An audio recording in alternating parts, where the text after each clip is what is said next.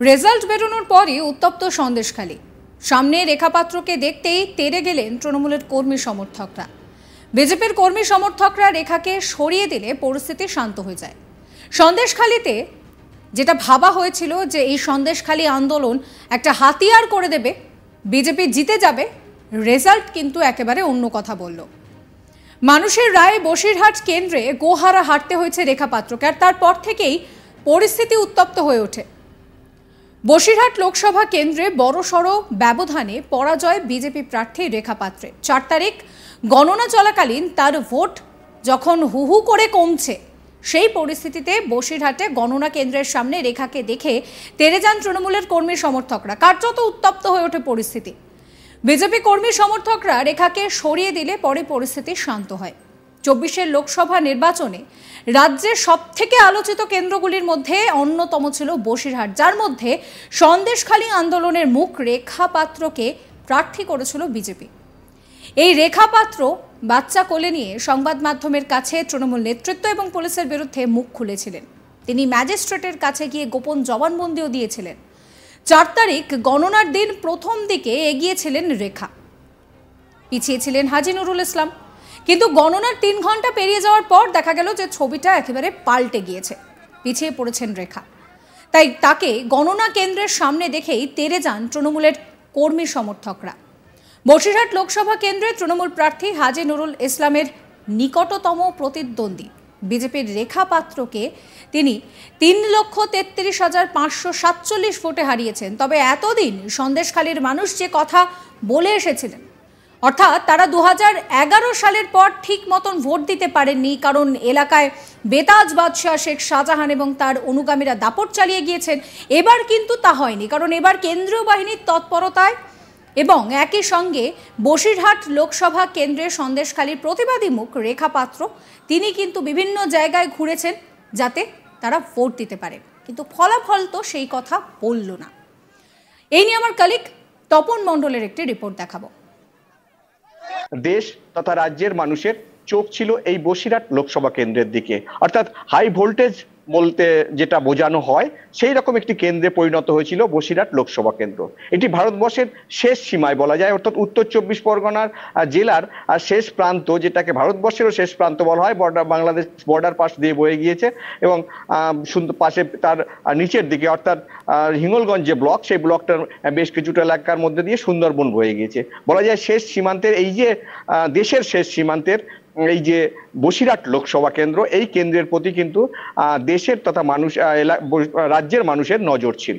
আর বসিরহাট লোকসভা কেন্দ্রে যখন গণনা শুরু হয়েছিল, বসিরহাট ভ্যাবলার যে রাজেন্দ্রনাথ মুখোপাধ্যায় পলিটেকনিক কলেজ ছিল, সেই কলেজে যখন গণনা শুরু হয়েছিল, প্রথম থেকেই ছিলেন রেখা পাত্র, বিজেপির প্রার্থী রেখা পাত্র। প্রথম দিকে দেখা গিয়েছিল যে হিঙ্গলগঞ্জ ব্লকের বা হিঙ্গলগঞ্জ যে বিধানসভা এলাকা, সেই এলাকার একটি কেন্দ্রে যখন গণনা শুরু হয়েছিল, তখন রেখা পাত্র বেশ কিছুটা এগিয়ে গিয়েছিলেন এবং পরবর্তীকালে যখন রাউন্ডের পর রাউন্ড গণনা শুরু হতে থাকে, তখন রেখা পাত্র পিছিয়ে যেতে থাকেন।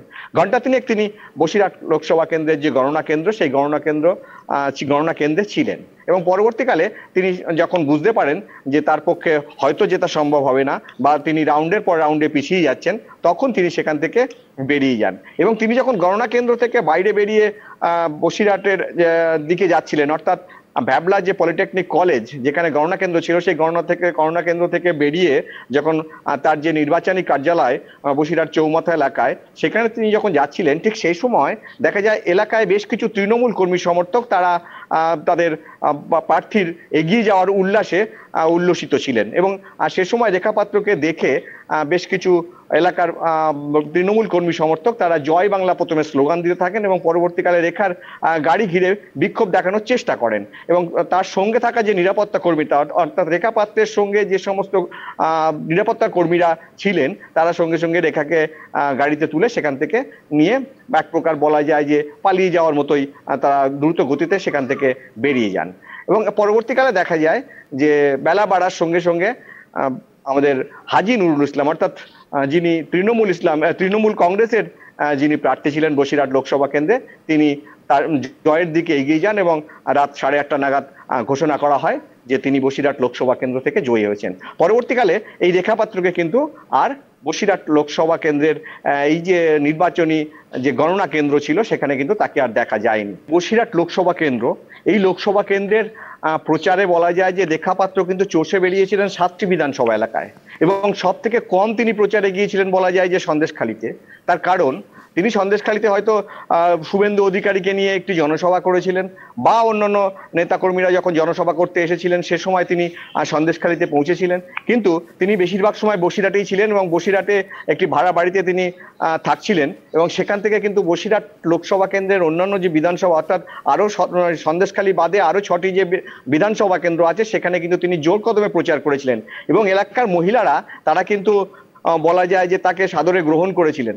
সন্দেশখালীর পাশাপাশি আরো যে 6টি বিধানসভা কেন্দ্র, এই বিধানসভা কেন্দ্রতে তিনি বলা যায় জোর কদমে প্রচার চালিয়েছিলেন। একমাত্র প্রার্থী বসিরহাট লোকসভা কেন্দ্রের এই রেখা পাত্র, যিনি বলা যায় যে চষে বেরিয়েছিলেন বসিরহাট লোকসভা কেন্দ্রটি। এবং অন্যান্য যে দল, অর্থাৎ হাজী নুরুল ইসলাম, তিনি অসুস্থতার কারণে প্রচারে সেভাবে তাকে দেখা যায়নি বা তিনি বেরোতে পারেননি, এবং পরবর্তীকালে অর্থাৎ শেষের দিকে যখন প্রার্থী করা হয়েছিল নিরাপদ সর্দারকে, তখন তিনিও বেশ কিছু জায়গায় প্রচার করেছিলেন, কিন্তু রেখা পাত্রর মতো এরকম ভাবে কিন্তু প্রচারে তিনি ছিলেন না। সুতরাং তখন আমরা প্রচারের ক্ষেত্রে যখন দেখেছিলাম যে সাধারণ মানুষ তাদেরকে নিয়েছিলেন, তবে এই ভোট বাক্সে গিয়ে দেখা গেল অন্য চিত্র।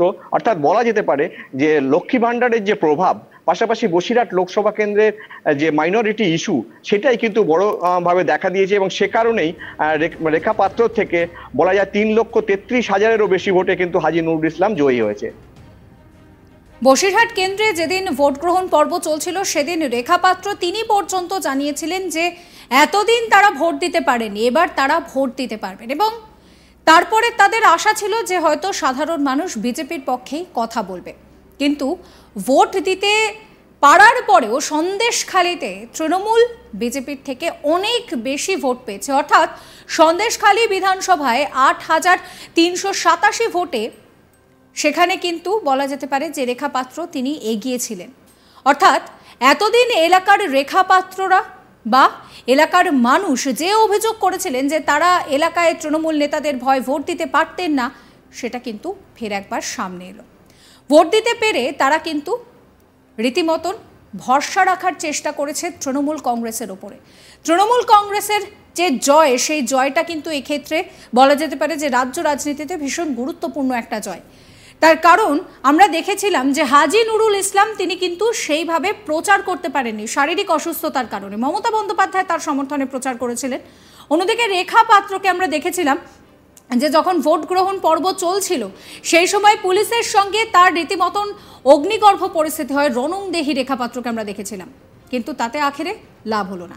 সমস্ত খবরের আপডেটের জন্য সাবস্ক্রাইব করবেন আজ তাক বাংলার ইউটিউব চ্যানেলকে, ফলো করবেন হোয়াটসঅ্যাপ চ্যানেলও।